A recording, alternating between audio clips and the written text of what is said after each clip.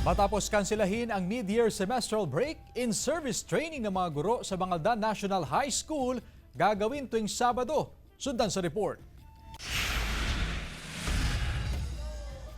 Matapos kansilahin ang semestral break ng mga learner, apektado rin ang schedule ng in-service training ng mga guro sa Bangaldan National High School. Habang nakasembreak ang mga mag-aaral, sasailalim dapat sa 3-day training ang mga guro na mandato ng DepEd. At dahil mahalagang in-service training, inischedule itong gawin tuwing Sabado sa huling linggo ng Nobyembre hanggang sa unang 2 linggo ng Desyembre. Magkakaroon ng actual na in-service training para sa mga topics na dapat na matutunan or mag-revisit ng mga topics na dapat nilang matutunan para sa ganun ay maikonekta muli nila ito sa mga pang-araw-araw nilang trabaho bilang guro.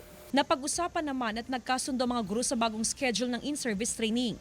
Importante po yung training po sa amin para ma-level up pa po namin yung professional development po namin. Magsisimulang in-service training sa November 30, 2024. Kasama si Ron Alice Tirtaniedo, Jasmine Gabriel Galban, One North Central Luzon.